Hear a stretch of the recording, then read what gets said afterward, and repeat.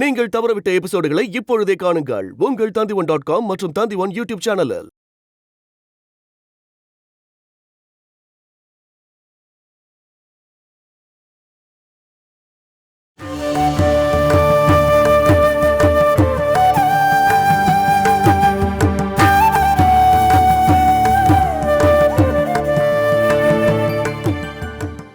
வேற ஊர்ல இருக்க ஒன்ன இங்க இருந்துகிட்டு நான் என்ன பண்ண முடியும் தானே நீ யோசிக்கிறேன்.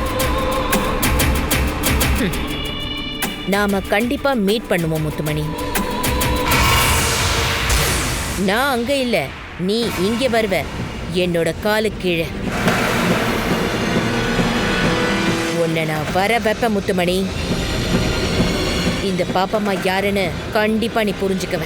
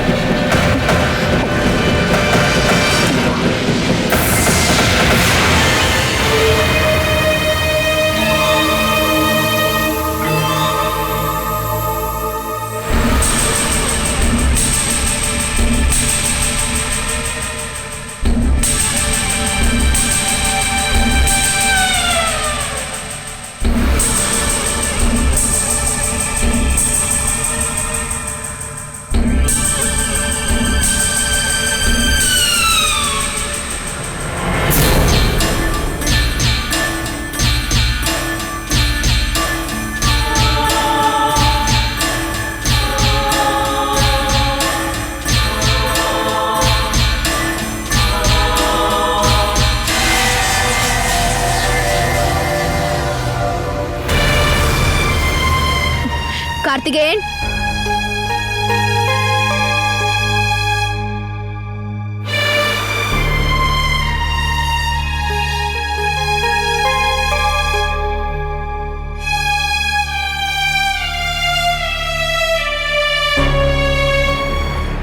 மேடம், ஏதாவது ப்ராப்ளமா?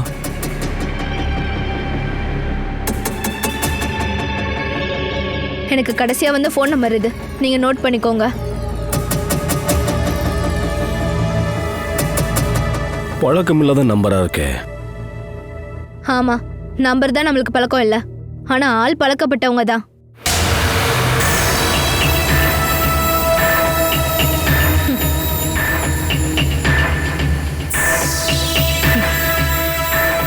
பாப்பம்மா. பாப்பம்மா? அதே விஷப்பாம்பு தான். எதுக்கு இப்ப கால் பண்ணிருக்கா? மிரட்டுறதுக்காக கால் பண்ணிருக்கா. அவளுக்கு அதானே தெரியும். மிரட்டுறான்னு சொன்னா என்ன மாதிரி மிரட்டல்? என்ன மறுபடியும் பழைய முத்துமணி ஆக்க போறாளாம். அப்படின்னா பணம் சம்பந்தப்பட்ட விஷயம்தான். தாராளமா செலவு பண்ணிட்டு இருந்த எல்லா சொத்துமே ஒரே நிமிஷத்துல இல்லாம போனதுனால என்னை எப்படி பழிவாங்கன்னு இப்பதான் உங்களுக்கு புரிஞ்சிருக்கு. அந்த போனை கொடுங்க. நான் சித்ரா அக்காக்கு கால் பண்ணி சொல்லிடுறேன். அக்கா தானே அந்த வீட்டை பார்த்துட்டு இருக்காங்க.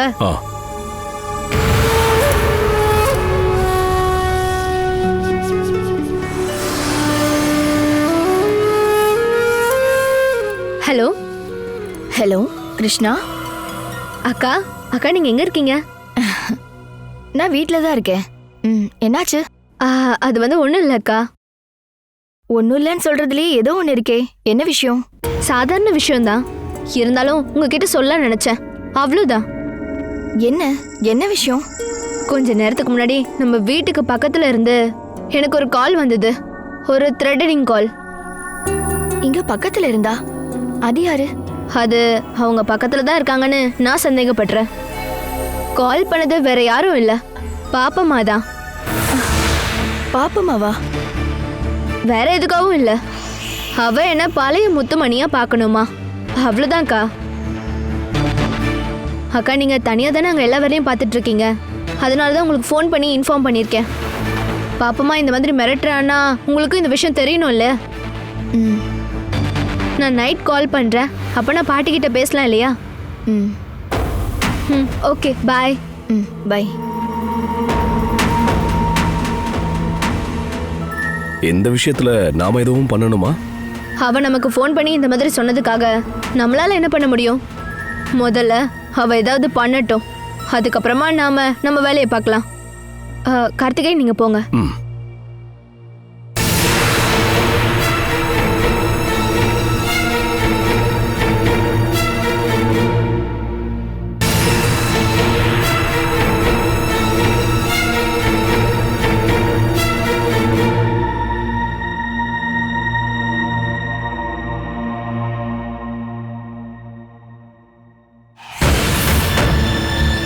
நீங்க என்ன வீரமான டைலாக்லாம் பேசிட்டு இருந்தீங்க? இதெல்லாம் நடக்கிற விஷயமா என்ன? என்ன வீர டைலாக்? நீ என்னடா கேட்ட? ஆமா, அந்த கிருஷ்ணாவை ஒன்றும் இல்லாம பண்ணிடுவனும் பழி வாங்குவனும் நீங்க போன்ல பேசிக்கிட்டு இருந்ததை கேட்டேன். அதான் கேக்குறேன். இதுல எது நடக்காம போகும்? பாப்பாம்மா ஒரு முடிவு எடுத்தேன்னா அது நடந்தே தீரும். அது தெரிஞ்சதுனால தான் இப்பவும் இந்த பாப்பாம்மாவை பார்த்தாலே எல்லாரும் நடுங்குவாங்க. அவ எங்கேயோ தமிழ்நாட்டுல ராஜகுமாரி மாதிரி வாழ்றதா கேள்விப்பட்டேன். அம்மா, நீங்க இங்க இருந்துகிட்டு அவளை என்ன பண்ண முடியும்? தேவையில்லாத மனக்கோட்டையை கட்டிட்டு இருக்காதீங்க. அவ கனவுலையும் நினைக்காததை தான் நான் இப்ப பண்ண போறேன். என்னது? நம்ம வாழ்றதுக்கு பணம் வேணும். அதை அதிகமா வச்சிட்டு இருக்க கிருஷ்ணா கிட்ட இருந்து கொஞ்சம் பணத்தை நம்ம திரும்ப வாங்க போறோம். அவ்வளவுதான். சொல்ல போனா இப்ப இருக்கிற எல்லாமே நாம தானே அவளுக்கு கொடுத்தோம். அவ உயிரும் தான். அவ உயிர் எடுக்கிறதெல்லாம் பெரிய விஷயம்லாம் இல்ல. ஆனா சொத்துக்கள்லாம் அப்படி இல்லையே, அதை எப்படி வாங்குவீங்க? ஒரேடியா இல்ல, கொஞ்சம் கொஞ்சமா தான் அவகிட்ட இருந்து எல்லாத்தையுமே எடுக்கணும். கவுண்டரோட தேவி கோவில திருவிழா வருதுல, அதுக்காக தான் இத்தனை நாளா காத்திருந்தேன். கோயில் திருவிழாக்கும் கிருஷ்ணாவோட சொத்துக்கும் என்ன சம்பந்தம் இருக்கு? உனக்கு தெரியாதா என்ன? அது கவுண்டரோட குலதெய்வ கோவில். 10-15 வருஷத்துக்கு முன்னாடி அத கவுண்டர் ஊர்க்காரங்களுக்கு எழுதி கொடுத்துட்டாரு. அது கூடவே தேவியோட விக்கிரத்துல இருந்து அழகான சில ஆபரணங்களும் தான். கோவில் அதை பாதுகாப்பா வச்சிருக்க முடியாதனால தான் இதை எல்லாத்தையுமே கவுண்டர் வீட்டுல வச்சுதான் பாதுகாத்துட்டு வந்துட்டு இருக்காங்க. 7 வருஷத்துக்கு ஒரு தடவை நடக்கிற இந்த திருவிழால மட்டும்தான் திருவாபரணத்தை வெளியே கொண்டு வருவாங்க. அதை வச்சு நான் ஒரு விளையாட்டு விளையாட போறேன். உங்க மனசுல என்ன இருக்குன்னு தெளிவா சொல்லுங்க. அதுக்கப்புறம் உன்னோட ஐடியா எல்லாத்தையும் அதுல இன்வால்வ் பண்ணி எல்லாத்தையும் கெடுக்கிறதுக்காகவா? அந்த விஷயத்துல உங்க ஐடியா குட் ஐடியாலாம் ஒன்றும் கிடையாது. அதனால ஓப்பனா சொல்றதுதான் நல்லது. எதிர்பார்க்காத நேரம் பார்த்து தானே நம்ம அந்த வீட்டை விட்டு வெளியே வந்தோம். அதனால விலை மதிக்க முடியாத பொருளை நம்மளால எடுத்துட்டு வர முடியல.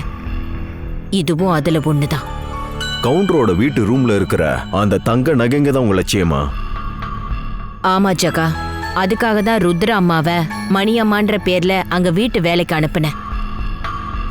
நமக்கு தேவையான எல்லாத்தையும் அவ பண்ணிடுவா.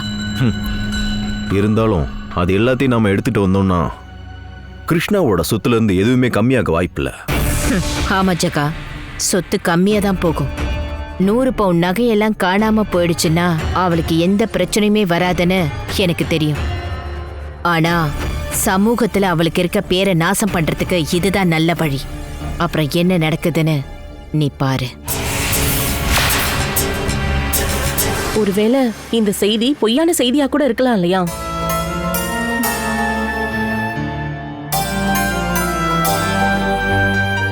யாரோ அந்த நியூஸை தப்பா போட்டிருக்காங்க போல. ஒரு 2-3 நாள் போனதுக்கு அப்புறம் இந்த தீயும் புகையும் அடங்கிடும். பேப்பர்காரங்க எல்லாருமே வேற நியூஸை தேடி போயிடுவாங்க. அதுக்கப்புறம் இதை யாருமே நினைக்க மாட்டாங்க. ஊருக்காரங்க என்ன பண்ணாலும் இதுக்கப்புறம் என்னால அந்த ஆள் மேல பாசம் காட்ட முடியாது அண்ணி. நான் என்னோட மொத்த பாசத்தையும் விசுவாசத்தையும் அந்த ஆள் மேல காட்டினேன். ஆனா அவரு அதுக்கு பதிலா என்ன பழி வாங்கிட்டாரு. சிரிச்சுக்கிட்டே பழி வாங்குற மனுஷன் கூட என்னால எப்படி வாழ முடியும் அண்ணி? செகப்பா இருக்கிற எவ்வளவு ஒரு பொண்ணுக்காக என்ன கழுத்து நெரிச்சு கொல்ல மாட்டாருன்னு என்ன உத்தரவாதம்? நீ இந்த மாதிரி யோசனை பண்ணிலாம் அழுதுட்டு இருக்காத. கோபி அந்த மாதிரிலாம் பண்ணவன் கிடையாது. அவன் ஒரு கெட்டவன்னு நாங்க யாருமே இது வரைக்கும் நம்பவே இல்லம்மா. நீ எதுவுமே இல்லாமதான் இப்படிலாம் நியூஸ் வந்திருக்கா? நெருப்பு இல்லாம புகையாதுல்ல. கொடைக்கானலுக்கு போறதுக்காக எங்க கிட்ட என்னெல்லாம் போய் சொல்லி ஏமாத்தினாரு தெரியுமா? போறதுக்கே இஷ்டம் இல்லைன்னு கூட சொன்னாரு. நான் ஒரு அடி முட்டாள். அவர் மனசுக்குள்ள இருந்தது தெரியாம போச்சு. போயிட்டு வாங்க அப்படின்னு நான் தான் கட்டாயப்படுத்தி அனுப்புனேன். கொஞ்சமாவது எங்க மேல பாசம் இருந்தா அவர் இந்த மாதிரி எல்லாம் பண்ணிருப்பாரா சொல்லுங்க? ஒருவேளை ஒரு உதவிக்காக சொன்ன மாதிரி கோபி அவங்கள கூட்டிட்டு போயிருக்கலாம். அந்த பொண்ணை டார்ச்சர் பண்ணது வேற யாராவது கூட இருக்கலாம் இல்லையா? ராத்திரியா இருந்ததால அந்த பொண்ணுக்கு யாருன்னு அடையாளம் தெரியாம போயிருக்கும். இந்த மாதிரி எல்லாம் நடக்க வாய்ப்பு இருக்குல்ல? அப்படிலாம் எதுவும் இல்ல பாமாண்ணி. இதுக்கு முன்னாடியே இந்த மாதிரி விஷயத்துல அவர் மேல எனக்கு சந்தேகம் வந்திருக்கு. நான் கேட்டா ஏதாவது போய் சொல்லி எஸ்கேப் ஆயிடுவாரு. இல்லனா என் மேல பாசத்தை காட்டி என்ன நம்ப வைக்கிறதுக்காக ஏதேதோ பொய் எல்லாம் சொல்லுவாரு. இது இன்னைக்கு நேத்து ஆரம்பிச்சது இல்ல. நான் இத பத்தி யாருக்கிட்டையும் சொல்லிக்கல, அவ்வளவுதான். இது சொல்ற மாதிரி விஷயமா என்ன? என் 2 பொண்ணுங்களோட அப்பா ஒரு கேடு கெட்டவன் எல்லாருக்கும் தெரிஞ்சா அது எனக்கு அவமானம் தானே. நீ அதையே நினைச்சு வருத்தப்பட்டுட்டு இருக்காம நீ முதல்ல போய் குளிச்சுட்டு வாமா, அது போதும். அதுக்கப்புறமா நாம ஏதாவது சாப்பிடலாம். இப்படி அழுதுட்டே உட்கார்ந்துட்டு இருந்தா தேவையில்லாத எண்ணங்கள் மட்டும்தான் உன் மனசுக்குள்ள வரும். வாமா, எந்திரி.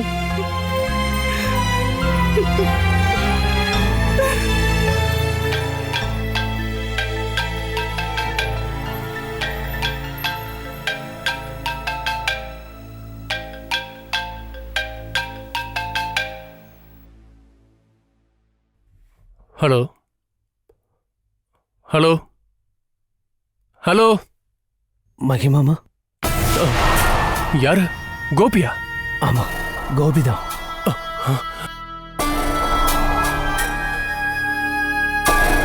கோபி, நீ நீ இப்ப எங்க இருக்க? அது வந்து அட சொல்லுப்பா, பக்கத்துல யாரும் இல்ல. நான் கேரளால இருக்கேன், திருச்சூர் பக்கத்துல. ச்சே, நீ என்ன வேலை பண்ணிருக்க கோபி? நீ எல்லாத்தையுமே நாசம் பண்ணிட்ட. முடிஞ்சதை பத்தி பேச எனக்கு டைம் இல்லை மாமா. நானே போய் ஒரு சதியில மாட்டிக்கிட்டேன். அதுல இருந்து தப்பிக்க ஒரு வழிதான் இருக்கு. மகிமாமா, எனக்கு ஒரு உதவி பண்ணுங்க. என்னது? என்கிட்ட என்ன உதவி எதிர்பார்க்கற? அந்த பொண்ணையும் அம்மாவையும் எப்படியாவது உங்க கைக்கு கொண்டு வரணும். அந்த சந்திரபாபு குற்றத்தை ஒத்துக்கலான்னு இருந்தாரு. ஆனா அதுக்குள்ள அவரை போலீஸ் பிடிச்சிட்டாங்க. இதுக்கப்புறம் நான் உங்களை போய் பார்த்து அந்த பொண்ணு வீட்டு பக்கத்துல இருக்கிற ஒரு கட்சியாளு எல்லாம் சரி பண்ணி தரேன்னு சந்திரபாபு கிட்ட சொல்லியிருக்காரு.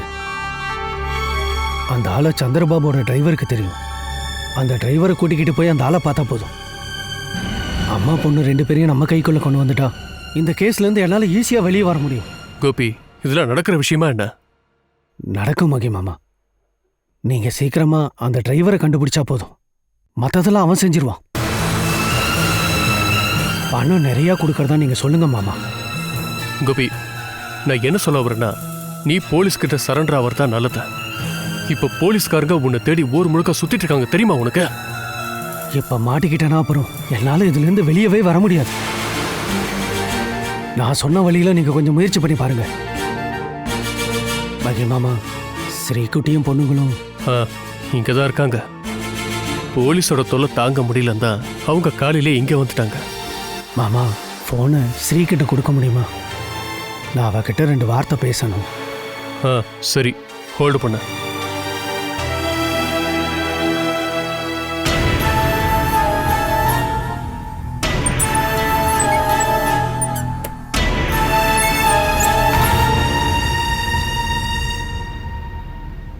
ஸ்ரீகலா, இந்தா கோபி, இந்தா பேசுமா, லைன்ல இருக்காரு. எனக்கு பேச விருப்பம் இல்ல. ஸ்ரீகலா, கோபி லைன்ல இருக்காரு. நான் தான் அவர்கிட்ட பேச விருப்பம் இல்லைன்னு சொல்றேன்ல. ஸ்ரீகுட்டி, பேசு. இனிமே அந்த ஆள்கிட்ட பேச எனக்கு ஒண்ணும் இல்ல. உனக்கு என்ன பைத்தியம் பிடிச்சிருக்கா ஸ்ரீகுட்டி? முதல்ல பேசு. கோபி என்ன சொல்ல வராருன்னு கேட்கலாம் இல்லையா? அந்த ஆள் இந்த மாதிரி நிறைய சொல்லுவாரு. அது எதையும் கேட்கறதுக்கு எனக்கு இஷ்டம் இல்ல. இத்தனை நாளா நிறைய பொய்ய நான் கேட்டுட்டேன். இனிமேவும் அதை கேட்கறதுக்கு எனக்கு விருப்பம் இல்ல. அவர் குரலை கூட நான் கேட்க விரும்பல. அம்மா, வேண்டாம்மா. எதையாவது பேசு ஸ்ரீகலா. எனக்கு எதையும் பேசவும் வேண்டாம், கேட்கவும் வேண்டாம். இத்தனை நாளா இப்படி பேசி பேசி எதை என்ன முட்டாளாக்கிட்டாரு. இனிமேவும் முட்டாளாக நான் விரும்பல. எடுத்துட்டு போங்கன்னு. இங்க பாருமா, நீயாவது பேசு. உன் அப்பன் தானே பேசுறான். வேண்டாம், என் பொண்ணுங்களும் அந்த ஆளோட பேச வேண்டாம். அவர் ஒரு துஷ்டன். எனக்கு இப்ப பயமா இருக்கு. என் பொண்ணுங்க கிட்ட அவர் பேச வேண்டாம். கொண்டு போங்கன்னு.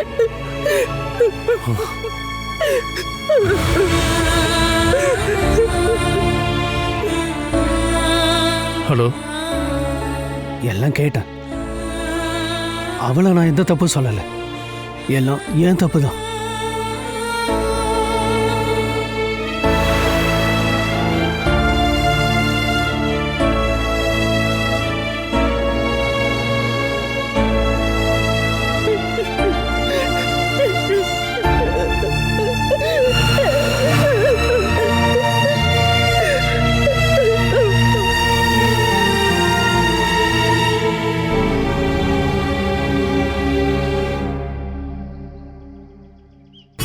வீட்டில் யாரும் இருக்க மாதிரி தெரியலையே. பேச்சு சத்தம் கூட எதுவும் கேட்கல. கவுண்டர் இருந்த காலத்தில் இப்படி இருந்துச்சா என்ன? வீடு முழுக்க ஆளுகளும் சத்தமும். அவரை பார்க்குறதா இருந்தால் 2-3 மணி நேரம் வெயிட் பண்ணியே ஆகணும். அவரை யாரெல்லாம் பார்க்க வரவங்க தெரியுமா? மந்திரிங்க, பெரிய பெரிய முதலாளிங்க, சினிமாக்காரங்க. ஓ, அதெல்லாம் ஒரு அற்புதமான காலம். ஆனால் யார் போனாலும் எல்லார்கிட்டையும் ஒரே மாதிரி அன்பாக தான் பேசுவார். அவர்கிட்ட என்ன உதவி கேட்டாலும் மறுக்காம செய்வார். பணம் கேட்டாலும் கொடுப்பாரு, உதவிக்கு ஆள் கேட்டாலும் கொடுப்பாரு, பொருள் வேணும்னு கேட்டால் அதையும் கொடுப்பாரு. அவர் எவ்வளோ பண்ணாலும் அவருக்கு மட்டும் ஒரு ஆளை பிடிச்சிருச்சு நல்லா கவனிச்சு தான் அனுப்புவார். அதுதான் அவருடைய பழக்கம். நீலகண்டன், நீங்க கவுண்டரை பார்த்தது இல்லைல்ல, அதனால நீங்க கேட்கறதுக்கு கொஞ்சம் அதிசயமா தான் இருக்கும். நிறைய விஷயங்களை நானும் கேள்விப்பட்டிருக்கேன். நம்ம கோயில் இந்த குடும்பத்தை சேர்ந்ததாகவும், அதுக்கப்புறம் நிறைய சொத்துக்களை ஊர்க்காரங்களுக்கு எழுதி கொடுத்ததாகவும், கோவிலை சுற்றி இருக்கிற நிலத்தெல்லாம் பார்க்கும்போது இன்னியோட மதிப்பை பார்த்தா ஒரு 50 கோடிக்கு மேலே வரும்ல. அது மட்டும் இல்லாமல் அம்மனுக்கு போட்டிருந்த எல்லா நகையும் கொடுத்துருக்காரு. இது எல்லாத்தையும் ஊர்க்காரங்களுக்கு சும்மா கொடுக்கணும்னா அதுக்கு பெரிய மனசு வேணும். அந்த நாசமாக போன பாப்பம்மா வந்ததுக்கப்புறம் தான் கவுண்டருக்கு கெட்ட காலமே ஆரம்பிச்சது. சாகிற வரைக்கும் அவருக்கு நிம்மதியே கிடைக்கல. சொல்ல போனா அது ஒரு மோட்சம்தாயா. அந்த பாப்பம்மா டார்ச்சர்லேருந்து மோட்சம் கிடைச்சிருக்கு. வாங்க உள்ளே போவோம். அம்மா உள்ளே இருப்பாங்க. அவங்களுக்கு வயசானதுனால வெளியில் எங்கேயுமே போகிறதில்ல. வாங்க.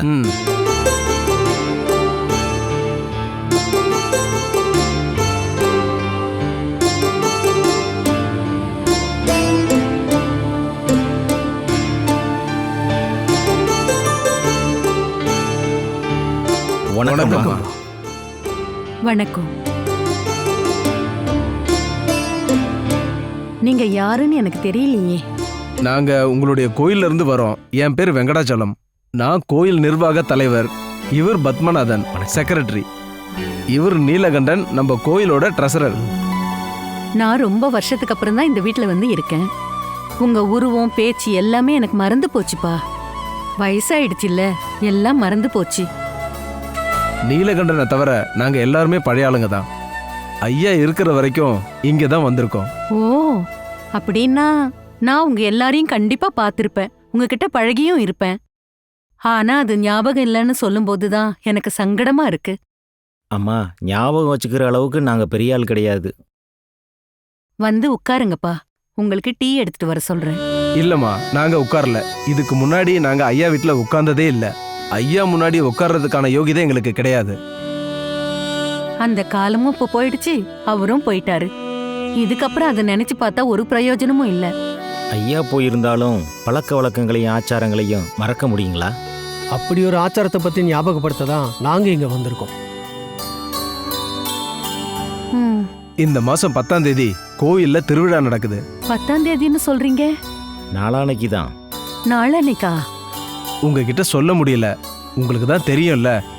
7 வருஷத்துக்கு ஒரு வாட்டி நடக்கிற திருவிழா. நிறைய வேலை செஞ்சாகணும். நாங்க எல்லாருமே ஒரு வேலையா செய்யறோம். அதுக்கு இடையில தான் கோயில் வேலையும் பார்க்கறோம். சில சமயம் எங்களுக்கு நேரமே கிடைக்கிறது இல்ல. அதனாலதான் உங்ககிட்ட முன்னாடியே சொல்ல முடியல. மன்னிச்சிருங்கம்மா. அது மட்டும் இல்லாம அம்மனோட திருவிழாவை பத்தி மத்தவங்க சொல்லிதான் நான் தெரிஞ்சுக்கணுமா என்ன?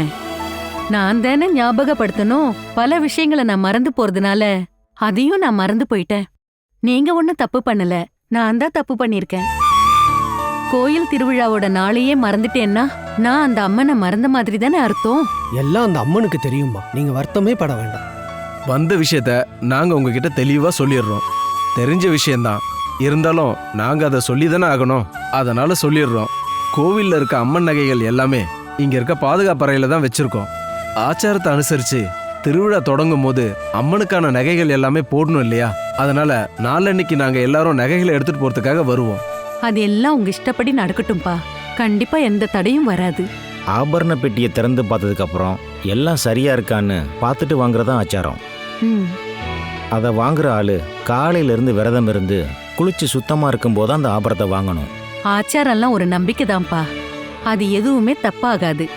இந்த தடவை இன்னொரு விசேஷமும் இருக்கு. என் பேத்தி வந்ததுக்கு அப்புறம் நடக்கிற முதல் திருவிழா இது. அவதான் இந்த தடவை ஆபரணங்களை கொண்டு வந்து தரப்போறாப்பா. கோவில நீங்க ஊருக்காரங்களுக்கு கொடுத்திருந்தாலும் கோவில நடக்கிற எல்லா வேலைகளும் இன்னைக்கும் நீங்க கொடுக்கிற பணத்துல தான் நடக்குது. அதனால உங்க பேத்திய சீக்கிரம் வர சொல்லி எல்லா வேலைகளுக்கும் உதவி பண்ண சொல்லுங்க. அம்மனோட அனுகிரகம் கண்டிப்பா உங்களுக்கு கிடைக்கும். அவ கண்டிப்பா வருவா. கோயிலோட எல்லா திருவிழாவுக்கும் வருவா. அப்படின்னா நாங்க கிளம்பட்டுமா? நாளன்னைக்கு காலையில வரோம். சரி, அப்படியே நடக்கட்டும்பா. வரங்கம்மா. வரம்மா.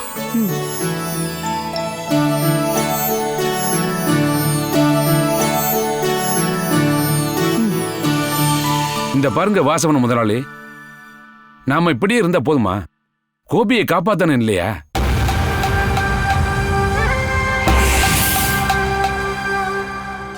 லேட் ஆச்சுன்னா ரொம்ப சிரமமா போயிடும்.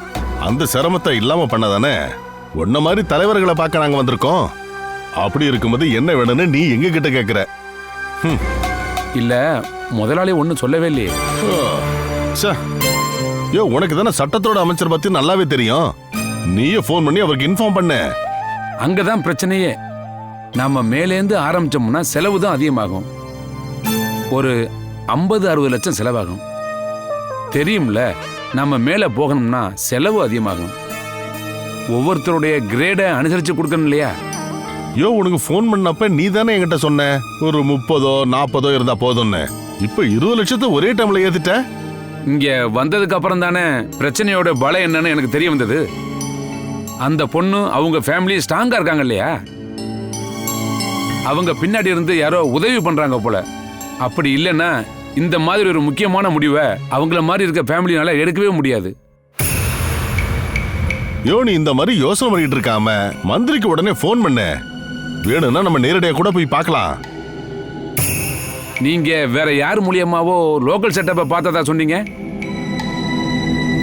அந்த நிலவரம் தெரிஞ்சுக்கிட்டு நாம அடுத்து மூவ் பண்ணலாம். Catch us on TV, Tandivan.com, Facebook and YouTube.